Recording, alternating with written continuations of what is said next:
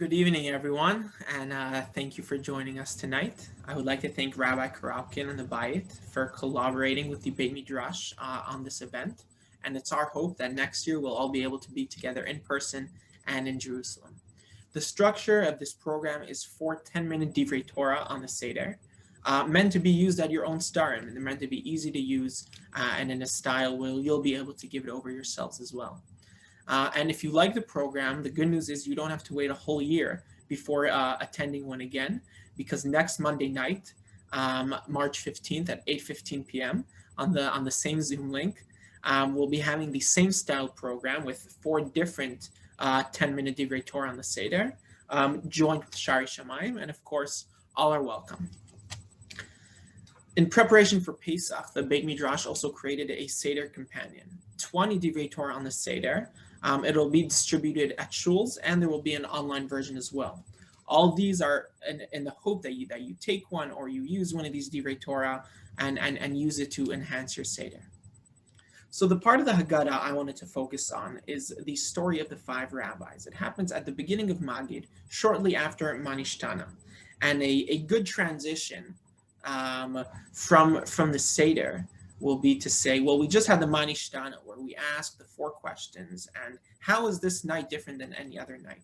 So the story of the Seder, the 5 rabbis, you can begin with saying, well, then how is the Seder described to us in the Haggadah different from other Sedarim? So I'm just going to share what the Haggadah tells us happened at the Seder, and then we'll be able to discuss it further. So the story begins. It happened that Rabbi Eliezer, Rabbi Yoshua, Rabbi Elazar ben Azariah, Rabbi Akiva, and Rabbi Tarfon were reclining at a Seder in Bnei Brak. They were discussing the exodus from Egypt all that night, until their students came and told them, "Our masters, the time has come for reciting the morning Shema." So how was the Seder different than other Sedarim? So in order to answer that question, I wanted to focus on a seemingly irrelevant detail in the story. The Seder took place in Bnei Brak. What was in Bnei Brak? So the Gemara in various places tells us where different rabbis lived. And in Sanhedrin 32b, we're told that Rabbi Akiva was resided in Bnei Brak. It was his hometown, which means that the other rabbis traveled to him for the Seder. And the strangeness of this Seder is strengthened due to the fact that Rabbi Akiva was the student of some of the other rabbis at the Seder. He was the student of Rabbi Eliezer, and he would refer to Rabbi Tarfon as his rabbi. And it was the custom that a student would go to the rabbi on a holiday, on any major holiday, such as Pesach, Shavuos, Sukkot, or even on other holidays as well. So why is it that all the rabbis of that generation gathered at the hometown of Rabbi Akiva, who was not the greatest among them, because he was the student of some of the others? So to try and answer that, we need to evaluate and examine who Rabbi Akiva was. One story that can shed some light on his character is brought at the very end of Masechet Makot, and I provided parts of the story on the sheet that you can access in the link below, but I'm going to explain it off the page due to lack of time. So 4 rabbis were walking by the Temple Mount, and no, that's not the beginning of the joke. That's the story the Gemara tells us. One of the rabbis was Rabbi Akiva, and 2 of the other rabbis were also rabbis who attended the Seder with him in the story in the Haggadah. And they saw a fox come out of the Holy of Holies, where the Holy of Holies, where Kodesh Kodashim once stood. And the rabbis began to cry, and Rabbi Akiva began to laugh. And Rabbi Akiva asked them, "Why are you crying?" And they said to him, "Well, we're mourning the destruction of the temple, the destruction of Jerusalem. We're seeing wild animals roaming where a holy place once stood." And they turned to him and said, "Well, Rabbi Akiva, why are you laughing?"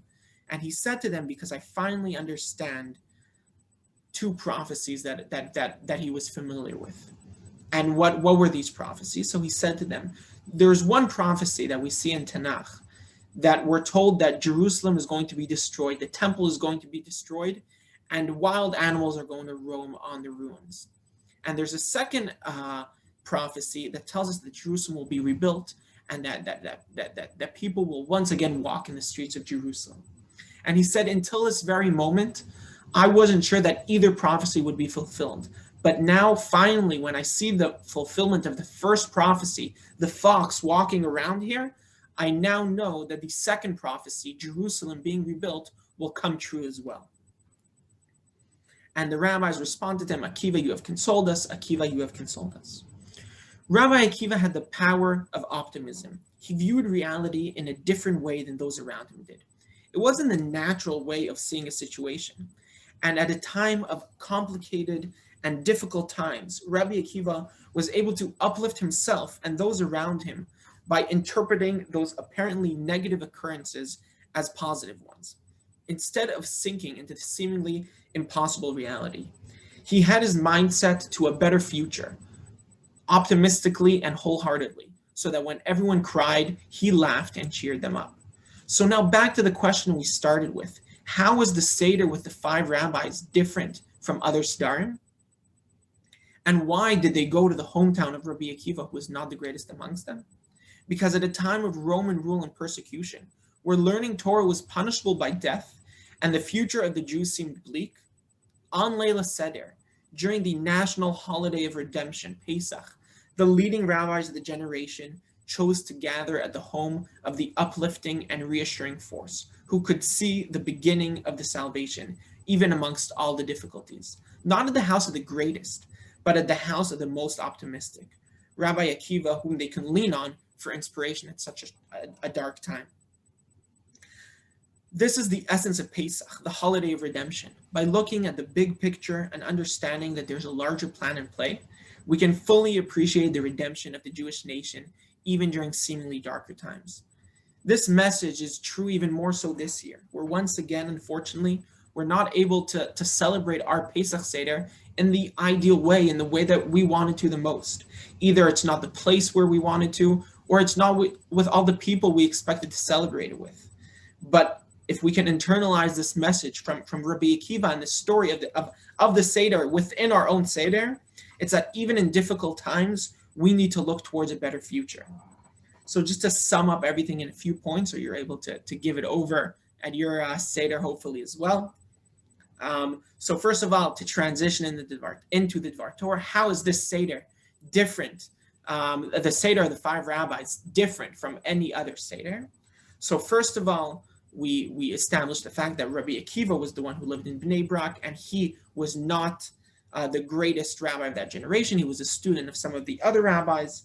So why were they at his house? So to understand the character of Rabbi Akiva, we brought the story of the fox on the Temple Mount, where Rabbi Akiva laughed and the other rabbis cried, until he explained to them the 2 prophecies, with the latter one speaking about the rebuilding of Jerusalem. There are other stories as well. It's worth adding that speak to this character of Rabbi Akiva, but this is the only one I was able to share tonight. But there are many more of those. So to end, Rabbi Akiva was the optimist who lifted those around him. And during the time of Roman persecution, he was the place others wanted to gather at, to lean on him for inspiration. And of course, you can always add a message that you, if however you see fit, applies to the situation we're in this year. Have a Pesach Kasher V'Sameach.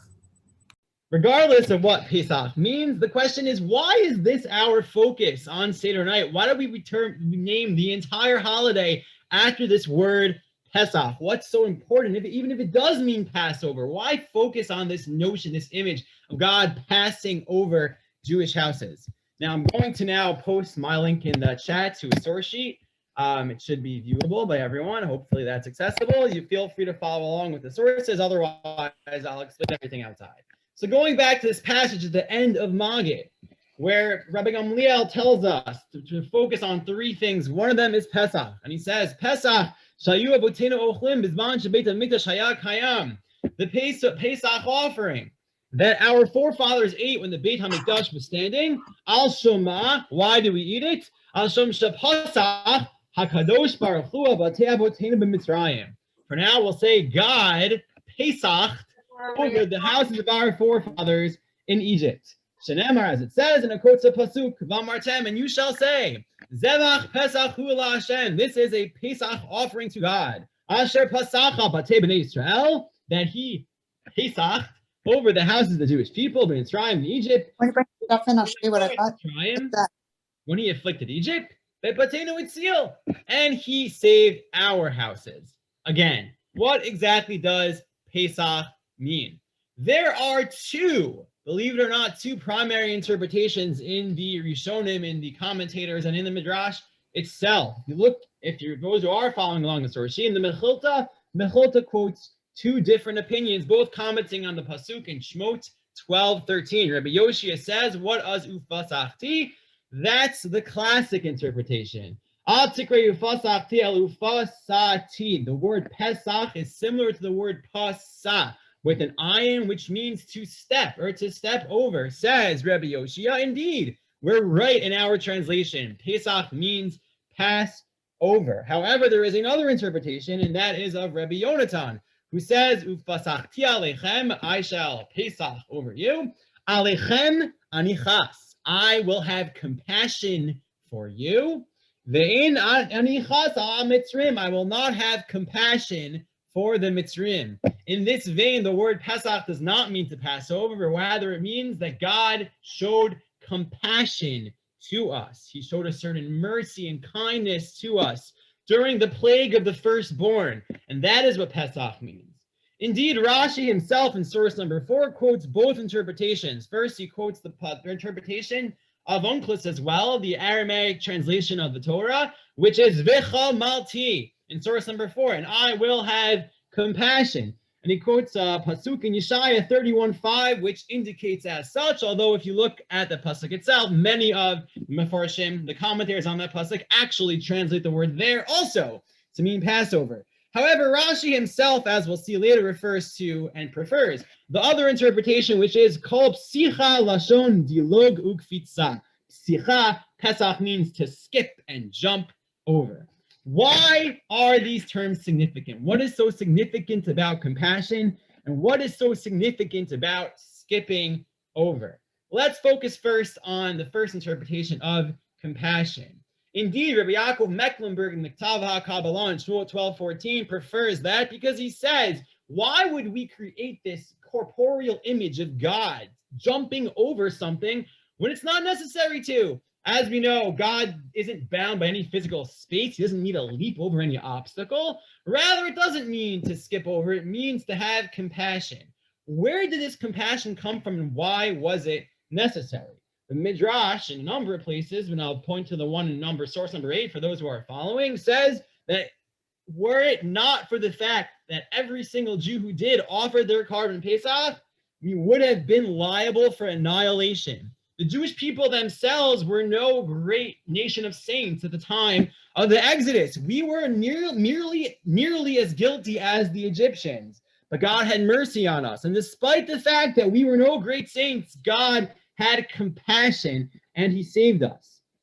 But furthermore, the Maharal, if you look in source number 9 on the sheet, Gvurot Hashem chapter 60, notes that through the performance of the carbon Pesach, through that offering to God of the Pesach offering, God took us as his own. By showing us his compassion, we showed that we would be his servants. By serving him, by dedicating ourselves toward him, God showed us compassion. And therefore, this world, earth-shattering Makkah, plague of Makas Bechoros, which naturally should have annihilated everyone, we didn't annihilate the Jewish people because we were his. We were God's nation. He had that unique love for us as expressed by this compassion. And that is the significance of the first interpretation of the word Pesach, meaning compassion. However, classically, of course, we refer to the Pesach not as the holiday of compassion, but the holiday of Passover. Why is skipping so significant? If you look in Rashi, I have here in source number 10, Rashi says that that God isn't the only one doing the skipping, but we are meant to be skipping as well. For as I referred to, Rashi prefers the second interpretation, or the first, whichever you prefer, of skipping over. And he says, just as God skipped over the Jewish people at the time of the plague of the firstborn, atem asu kol avodotav derech dilug ufitzah. You should do all of his service in a way of jumping and skipping, reflecting enthusiasm. Please, thank you so much. Sammy, you're the host. You can mute them. You're the host. A certain enthusiasm and excitement. We jumped, we skipped. We're so excited to do God's mitzvah because he skipped over us. But it goes a bit deeper than that. If you look in source number 11 of the source sheet that I shared from Rabbi Netanel Klein of Ishbitz, notes that the skipping young boy, do you want to hear him?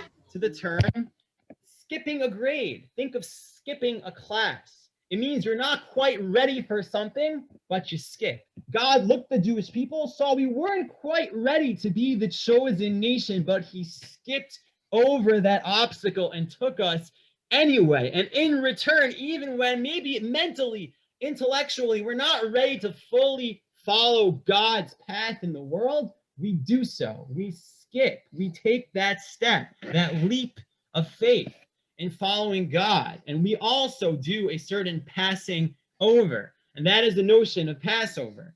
And I'll briefly end with the thought of Levi Yitzchak of Barditchev in source number 12, who asks the question, in the Torah it says that Pesach is not called Pesach, it's called Chag HaMatzot, the holiday of Matzot. Why then do we always call it Pesach? Not just us, it's the Talmud, it's the sages.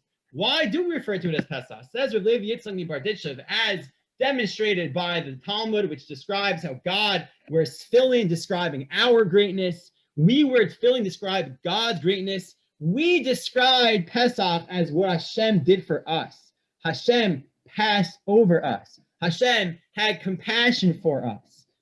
Hashem calls it Chag HaMatzot, describing our loyalty, our belief in God, following him into the desert, leaving on a short notice, taking just a bit of dough that didn't even have time to rise and following God into the desert. That's our compassion that we have for God. And it reflects this dual relationship that Pesach is meant to concretize. And then to summarize, when you go to the three big things you need to mention at the Seder, Pesach, Matzah, and Maror, you might ask, what does Pesach even mean? And one interpretation is that Pesach means compassion and mercy and God's love that he has to the Jewish people, as demonstrated by the way he took us in when we didn't necessarily deserve it. And the other interpretation is that of passing over, of psicha, of dilug, of jumping and skipping, reflecting our enthusiasm and energy as we serve the Ribono Shalom, as we serve God, and reflecting the fact that we took a leap of faith. God took a leap of faith to take us in as his nation. We take a leap of faith in our dedication toward him. And so may it be in this year and in many years that our relationship with God is manifest in our love for him, and he manifests itself back in his love for us. Thank you very much. And I turn to Rabbi Torczyner. Rav Sammy, thank you so much. If you can make me host, please, then I'll take care of muting duties. Really, the first thing I have to say is an apology to Netanel especially, but to everybody here. I made the flyer and I somehow put the Zoom session ID, the number, for a different session. So some of you came to the Zoom session ID, some of you came to the Tiny CC. Rest assured, though, that for Haggadah Night 2, coming up on the 15th, God willing, they will both lead to the same place, and it'll all be smooth sailing as much as it ever is. So thank you, everybody, for your patience, and Netanel, thank you especially. My 10 minutes start now. Okay, so the Dvar Torah I'd like to present this evening is going to explore pairs, P-A-I-R-S. Two sides of our freedom, which play out in two ways in the temple, in the Beit HaMikdash, and two aspects of our lives as Jews today. And the location for this Dvar Torah in the Haggadah is shortly after the piece that Rabbi Bergman just talked about. It's at the end of Magid. Towards the end of Magid, we have Rabbi Gamliel and his three critical parts of the Seder: Pesach, Matzah, and Maror. By the way, I put the link in the chat for the source sheet, so anybody who wants to download the sources I'm referring to will be able to get it there. But we have Pesach, Matzah, and Maror. Then we have the paragraph Bechol Dor Vador, in every generation. And then Lefichach, because God has done this for us. Therefore, we praise and thank God. And we have the two opening paragraphs of Hallel.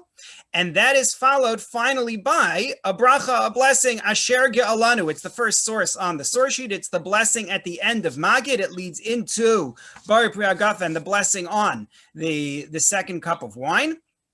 And then obviously drinking the wine thereafter.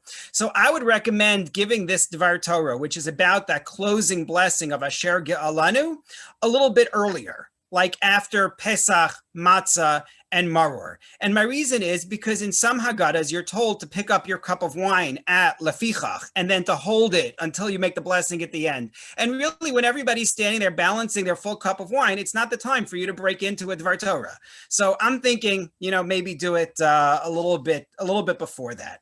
The blessing at the end of Magid, I'm going to come back to the text of it in a moment, but it's going to teach us that we bring two karbanot, two sacrifices on the night of Pesach. And my question is going to be, why are we bringing two sacrifices? You see, in a normal year, regular year, when Erev Pesach is not Shabbat, we indeed bring two sacrifices. One, of course, is the Karban Pesach, the Pesach offering. Can someone unmute and tell me what the other one is? Someone tell me what the other one is. Chagiga. Thank you. The Karban Chagiga, the celebration offering. That is entirely correct. And we reference both in that blessing at the end of Magid. If you take a look at source number 1, you'll see it there. I'm not reading out the entire text from the blessing, but rather the part where we say that in the Beit HaMikdash, in the temple, we will eat from the zivachim, sacrifices, and from the psachim. We have two sacrifices that we actually bring. The Torah says to us in source number 2 in Parashat Re'eh, "V'zavachta Pesach l'Hashem Elokecha." You shall slaughter the Pesach for Hashem your God, tson ubakar, sheep and cattle. And from this, the Gemara says, the reference to sheep is the Karban Pesach. The reference to cattle is this Karban Chagiga, this celebration offering. As a matter of fact, there's a way that we commemorate these two offerings at our Seder today. I brought it for you in source number 3 in the Gemara in Pesachim, where they suggest that having two cooked foods on the Seder plate, what we use usually is the Zorah and the Beitzah, the shank bone and the egg, is meant to commemorate those two sacrifices. So that in this blessing at the end of Magid, which is in source number 1, we mention the two sacrifices that we bring. First, we mention Zvachim, and then we mention Psachim. First the Chagiga, and then the Pesach. And the reason why we mention first the Chagiga and then the Karban Pesach is noted there on the source sheet, but I'm going to explain it outside of the sources because this is a 10-minute Dvar Torah. The number 1, because we're supposed to be full when we eat the Karban Pesach. We're supposed to eat the Karban Pesach to the point of satiation. It's supposed to be like royalty. So therefore, first we eat the Karban Chagiga, it gets us close to being full, and then we eat the Karban Pesach to be full, like someone who is not leaving anything over for later. Second explanation that's offered is because in the Karban Pesach, you're not supposed to break a bone in order to get at the marrow that's inside. So first you eat the Karban Chagiga, again, you fill up on that, and then you eat the Karban Pesach, and that way you won't be terribly hungry. So you're using the Chagiga as a setup for the Karban Pesach. First you do the Zvachim in order to get fuller, and then you eat the Karban Pesach to complete it. Some people actually reverse the order of these words this year. I'm not going into the whole debate right now about reversing the order of the words, but it's because when Erev Pesach is Shabbos, we can't shech the Karban Chagiga during the day, so it has to wait till that night. But here's my question. What we've established is that we have two karbanot, two sacrifices, a Chagiga in order to get ourselves full, and then the Karban Pesach. After that, when we're going to be full, we won't need to break any bones. And that's great. But the truth of the matter is, you didn't need to bring a karban in order to do this. You didn't need a Karban Chagiga in order to fill up. If I want to fill up, I have a whole lot of shalach manos upstairs. There's a lot of things I can eat in order to fill up. I don't need to bring a carbon. As a matter of fact, the Rambam in source number 6 talks about this regarding other sacrifices where you're supposed to be full. And he says, if there isn't enough, if from the carbon, say you eat chulin, you eat mundane food, you eat truma with it, you don't need to bring a special carbon. So why is it that I need to bring a carbon chagiga before bringing the carbon Pesach? So I could think of a couple of answers, but I want to float one. We have a principle of eating carbonot like royalty. We've already established some of that regarding the carbon Pesach. Well, the Kleisenberger Rebbe, in his Divrei Yatziv, explained there are two kinds of royalty. There is royalty that is unfettered freedom. I'm the king, I can do whatever I want. That's one kind. And then there's royalty that's expressed in ceremony, the grand trappings that come with power. A king is required to follow certain rules, right? The king has to groom himself in a certain way, he has to dress in a certain way. King's got to be just so.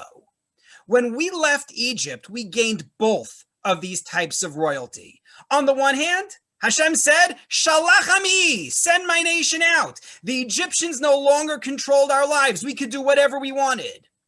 But we also received mitzvot. Because Hashem doesn't just say, Shalach ami, send out my nation. He says, V'ya'avduni, and they will serve me. We gain duties which are presented as the royal role of being mamlechet kohanim, a nation of priests. But those aren't up to us. It's not for us to choose what we're going to do. These are ceremonies that are put upon us. Pesach celebrates our selection by God without our agreement. The Jewish slaves in Egypt did not request a covenant. They didn't request a land. They said, just get us out of here. That was all. Pesach is not really about the realization of a national dream. It's about the extraction of slaves from their milieu and their forced metamorphosis into the royalty that is Yisrael. That's the Karban Pesach. It's really a forced induction into a very specific ceremony. So I have two different types of royalty that we embrace on this day. The royalty of I can do whatever I want, and the royalty that says I'm going to be part of a ceremony. And these two sacrifices, the Chagiga and the Pesach, highlight both elements of our liberation. Because the Karban Chagiga is an anything goes type of a carbon, as much as any carbon is. The Rambam notes, I brought it for you in the last source on the sheet, that the carbon chagiga can be goat, lamb, cow, bull. It could be young, it could be old, it could be male, it could be female. You can eat it possibly any way you want in terms of the cooking. There's some debate on that. It's even optional. A person could say, you know what? I'll be full from the carbon Pesach. I don't need a chagiga. It's up to you. Do what you want. The carbon Pesach, very specific. It's a royal ceremony. Only goat or lamb. Only a yearling. Only male.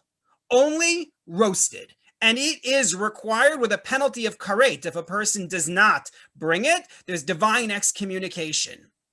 Two opposite sides of being freed.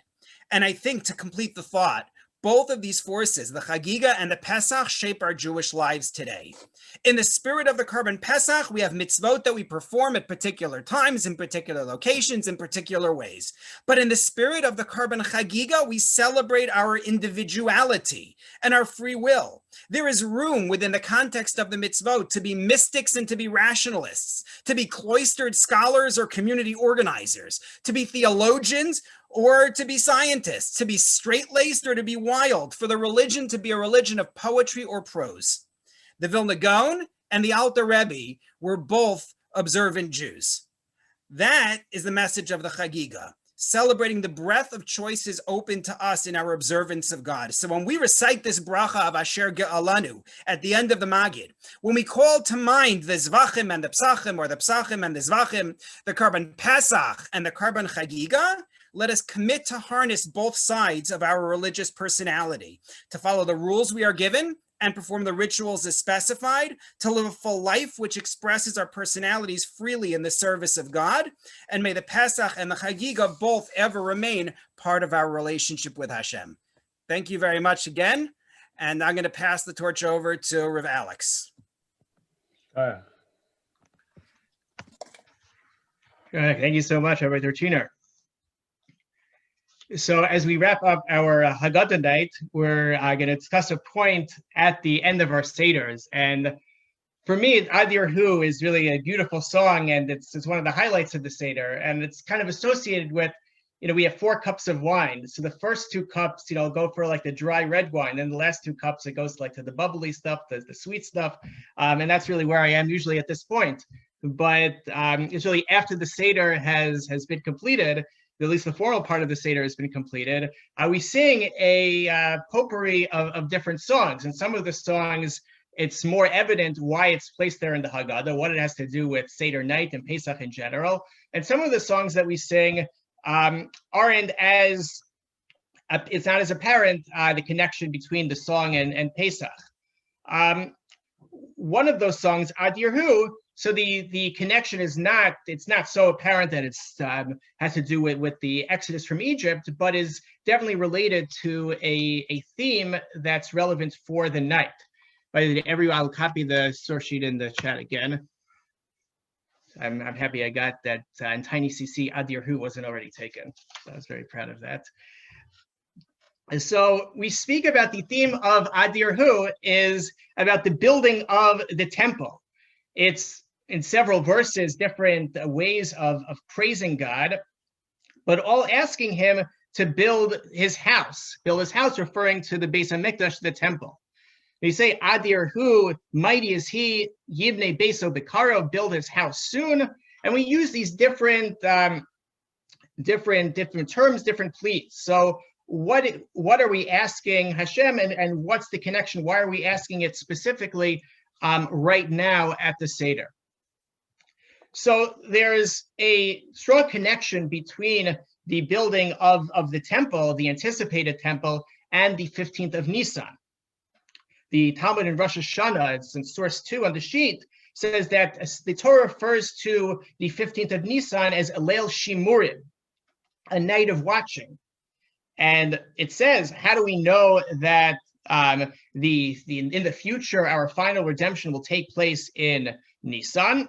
Well, you know that the Torah says that Nisan, that they were redeemed in Nisan because it's referred to as Leil Shimurim. And that Leil Shimurim, that night of watching, says the Talmud, is Leil Hamashumar about Misheshis Yemei Bereshis. That was a night that has been continuously watched, meaning it has been set aside for the purpose of redemption from the time of creation.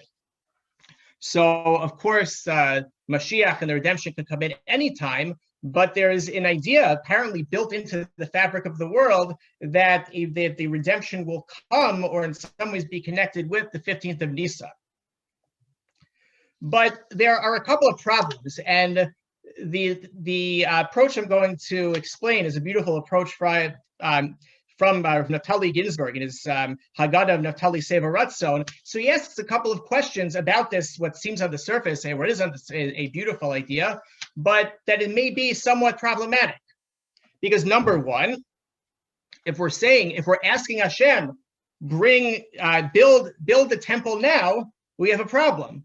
We're not allowed to build the Beis HaMikdash on Yom Tov. And on your sheets, you can download it and click on the sources later. Just for the sake of time, we're not able to see them all inside. But we know that the Talmud says that we're not allowed to build a temple on Shabbat or Yom Tov. It doesn't override the prohibitions of the day. So how can we ask him to build it so soon, so bikaro? Meaning, okay, wait another day or two. How can we ask for it right now?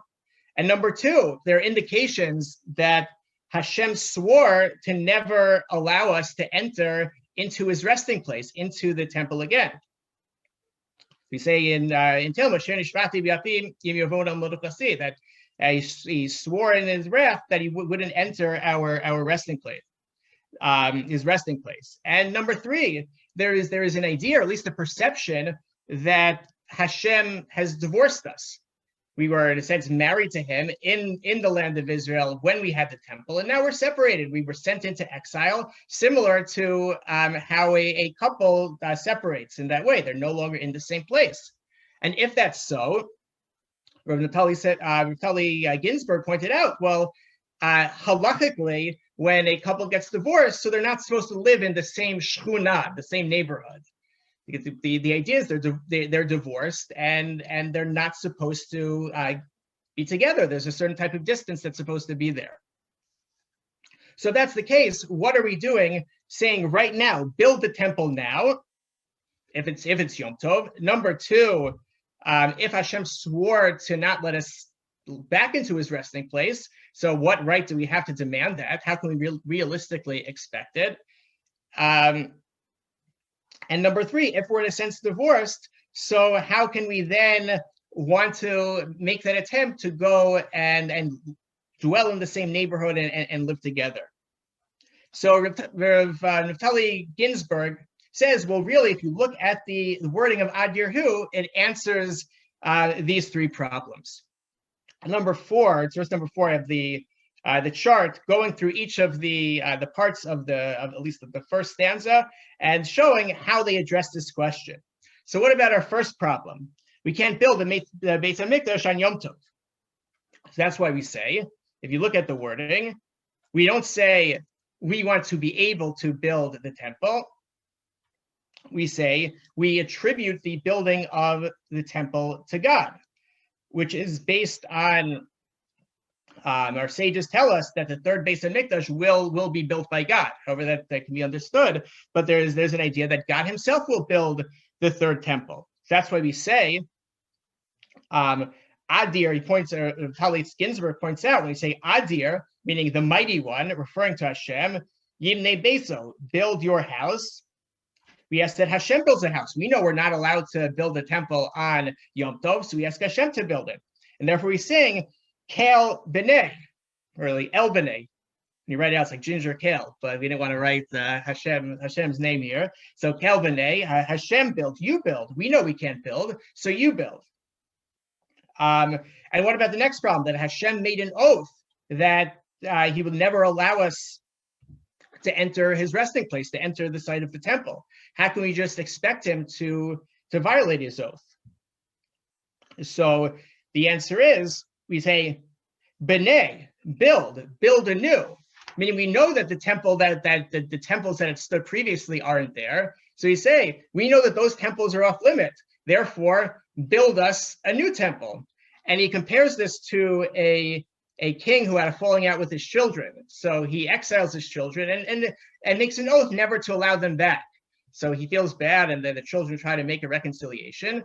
So what does he do? He knocks down his palace and then builds a new one back, builds a new palace so he can let the children back into that palace. So in that way, he didn't violate the oath, and he was also able to be reconciled with his children. And finally, the idea that God divorced us. Well, first, that from the prophets and from the explanation of the Talmud, it's clear that that's an idea that's mistaken. It's a mistaken idea that the Jews had even in the times of the first temple with the prophets of Yeshayahu and Yirmiyahu, this perception that Hashem divorced them, and even with that perception that now we're free to do whatever we want. But the prophets, Yeshayahu tells us that Hashem didn't divorce us; they didn't give us a bill of divorce. Yirmiyahu tells us that Hashem is ready to take us back.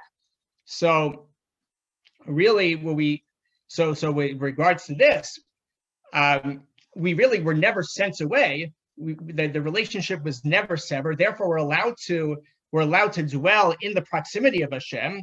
That's why we say, B'nei Beitzcha B'karo, build your house. We're in the area. We're in the neighborhood. We didn't leave. We're not required to be in separate places, but we want to go back to your house. So B'nei Beitzcha, build your house.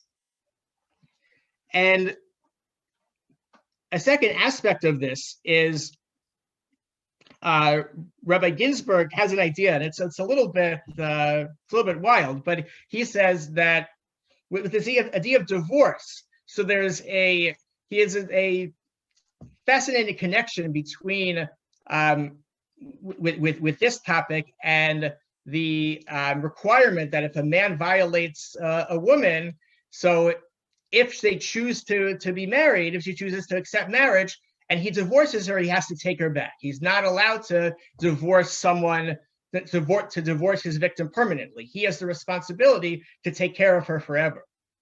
So Netanel Ginsburg says you can say a similar type of thing, obviously very, very different, but you can compare that to when Hashem gave us the Torah. The Talmud tells us that Hashem held the Torah over our heads, so to speak. In a sense, forced us to accept the Torah. Sure, we accepted it later on willfully, but there was a certain degree of compulsion.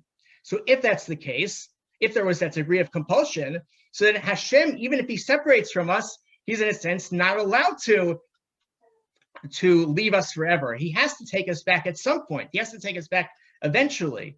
Therefore, we say, B'nai Beitcha B'karov. We know you have to take us back eventually, but let it be B'karov, let it be soon. So we see from Ad Yehu, as we conclude our Seder, to one, remember the important connection between Seder night and the promise of the final redemption, and to realize in the possibility that Hashem will build the temple for us, is waiting for us to provide the redemption, will build the temple for us, that our relationship was never severed. However it may be, the relationship will be reconciled, and hopefully in answer to our singing of Ad Yehu, Hashem should Yivnei Beso B'karov, we should see it this Pesach. Chag Sameach. Chag Sameach, Rav Alex, thank you again. I want to make sure again that everybody is aware that we have several more programs coming up for your Seder. We have our Haggadah Night coming up in tandem with Shari Shamayim on Monday evening, the 15th at 8:15 p.m. We also have a Midrashet Yom Rishon program for women coming up this Sunday morning with Rabbi Bergman and Zahava Stadler. And we also have a program I'm going to be doing actually on Wednesday night, the Saturday Night Seder, an uncommon opportunity. So lots of opportunities for us to learn and to prepare for Pesach. I think what I will probably do is make sure that everybody has the flyer for these various things by emailing it out afterwards. And I look forward to learning with you and preparing for Pesach together over the next week. Thank you very much. Thank you, everyone. Have a wonderful night. Thank you. Thank you, Thank everyone. Thank you. Night and Pesach Kasher V'Sameach. Thank you very much. Thank you. Thank you, everybody. Thank you very much. Yishar Koach.